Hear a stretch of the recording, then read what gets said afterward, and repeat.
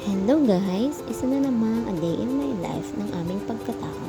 So yan, kaninang umaga yan, pinaalmasal ko lang yung dalawang bata na yan at ipinesto ko dyan. At ito naman talagang batang makulit na to. Gusto niya talaga is nakahilera rin siya sa kuya niya, gaya-gaya. At out of nowhere talaga, naisipan ko na maglinis na lang ng kwarto since wala naman akong magawa. So ayan, nag-start ako maglinis at hindi ko rin talaga maisip kung bakit yung angle is wala dun sa part ng kutsyon na inaalisan ko ng cover. Pero nung inaayos ko naman siya is ando naman siya. Ewan ko ba? Medyo matagal tong video na to guys, panoorin nyo. Kasi mangungonsumi rin kayo. Char. Ang dami ko talagang kalat dyan. Ang daming mga tambak. Talaga namang pinag-aalis ko. Yung salamin namin, yung bintana namin, hindi ko yan mabuksan guys. Kasi kapag binuksan ko yan, ang baho ng singaw. Kasi meron siyang sapa sa labas. Sa baba. May sapa siya sa baba. Kaya kapag binubuksan namin is ang baho ng singaw niya. Sayang sana mahangin kasi mapuno. Pero yan nga, ang baho. Kawawa yung mga bata pag naaamoy nila. Tapos ito yung computer dito guys, tinanggal ko na siya since hindi naman siya nagagamit. Ginagamit ko siya pang papatugtog lang ng kokomelo ng mga anak ko. Pag gusto ko silang i-entertain. Para hindi lang sila magkulit. Tinanggal ko na guys, itinabi ko na lang. Yan, kalat yung mga kalat dyan, linis-linis lang. Tapos pagdating na naman ng asawa ko, magtatanong naman siya kung asan yung ganito, asan yung ganyan, na mga nakakalat niya. Ang dami niyang mga tambak-tambak dyan na hindi naman mga ginagamit. Tapos pag hinahanap, tatanong yan sa akin, wala, natapon ko na, bahala ka dyan. Yan, segregate ko lang yung mga kailangan pa sa hindi na. At share ko lang guys, parang itong kwarto na to yung naging bahay ko talaga as in. Meron naman kaming sala pero dito lang talaga ako sa loob ng kwarto ever since na lumipat kami dito kasi yung anak ko nga is kailangan nasa loob lang siya kasi mainit sa labas namin, sa sala namin talaga guys, sobrang init. Ayan guys, minuksan ko pa yung bintana para makita nyo. Ganyan siya, madumi siya dun sa baba, sa mga nakatira dun, parang nagiging tapunan na siya. So, ayun na nga guys. Parang dito nalalagay yung buong araw ko sa kwarto lang. Kasi, mainit sa labas. At saka mainit din kasi talaga yung panahon. Kawawa yung dalawang anak ko. Lalo yung anak ko na panganay na na-hospitalize siya ng 8 months. Kailangan din niya ng maganda-gandang comfortable na room. Kaya nagpa-aircon talaga kami niyan. Ginawa niya ng paraan ng papa niya. At credit sa tatay ng papa niya, ng asawa ko. Yun yung nagkabit ng aircon namin. Thank you po. So yan, tanggal lang tayo ng mga kalat dyan, linis.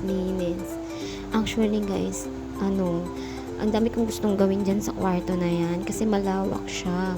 Ang problema nga lang is wala akong time dahil yung anak ko, kailangan ko talaga siya matutukan. Tapos may baby pa ako. Hindi naman siya baby, 1 year old na siya.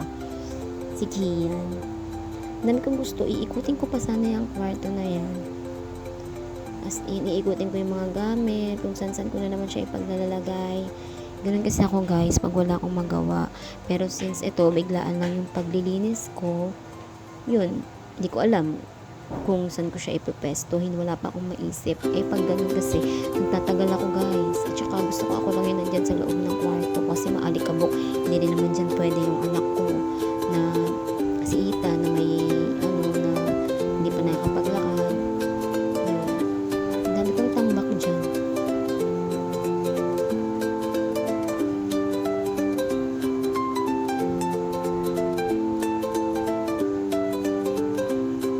Tinake ko na rin yung opportunity since wala akong magawa. Naglinis na lang din talaga ako ng kwarto kahit saglit na oras lang.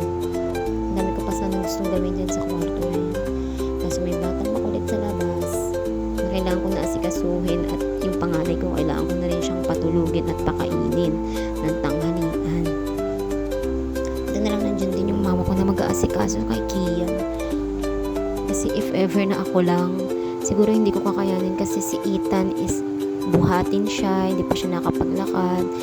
Tapos yung pagkain niya, kailangan ko subuan. Although na kapag kumakain naman na siya mag-isa, pero kailangan ko pa rin siyang subuan para mas makakain siya ng madami. Ganun. Kasi makalat din siya kumain mag-isa eh. Since hindi niya pa makontrol medyo yung kamay niya na magsubo-subo. Pero marunong na siya. Yan, lagyan lang tayo ng cover ng kama, ng kutsyon dyan. Alam niyo ba guys, yung kutsyon namin, gusto ko na siyang lagyan ng bed frame.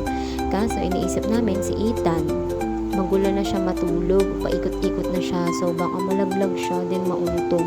Iniingatan pa naman namin yung ulo niya. Kaya ang dami kong unan dyan eh, nakapalibot yan kay Ethan pag natutulog na kami kasi umiikot na siya, baka makita na lang namin siya sa umaga, nasa ano na siya, nandyan na siya sa lapag na untog na. Tapos ayan, sumabay pa yung ate ko dyan na nanghiram ng bag. Nakapaglinis na ako lahat-lahat, saka na manghiram ng bag. Yan, sige, kakal na naman siya dyan.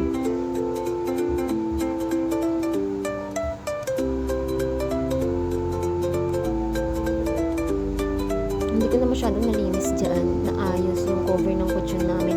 Kasi nga nagwawala na yung anak ko sa labas, si Kian. Gusto na niyang pumasok dito sa loob. At inaaway na niya yung kuya niya sa labas. Yan.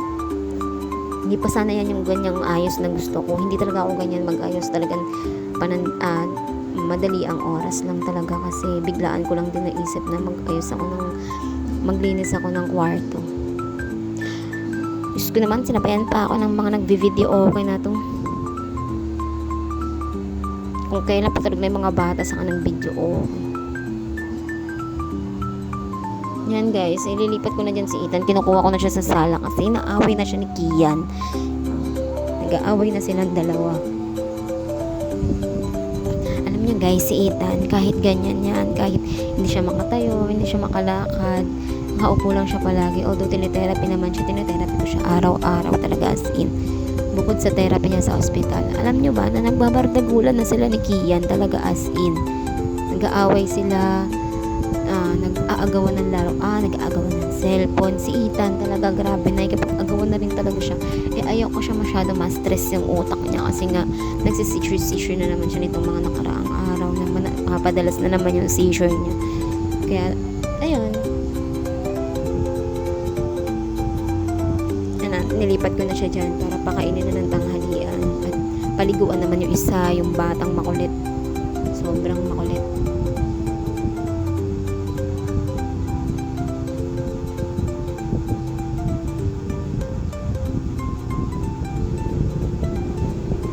Alam niyo ba guys, ang problem lang naman kay Ethan, OMG, ang ingay-ingay.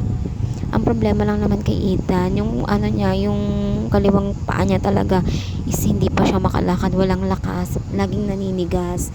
Yun yung talagang inano ko sa therapist niya na kung ano ba yung kailangan gawin doon. Tapos nung nagpa-consult kami, kailangan niya matapos sa isang session.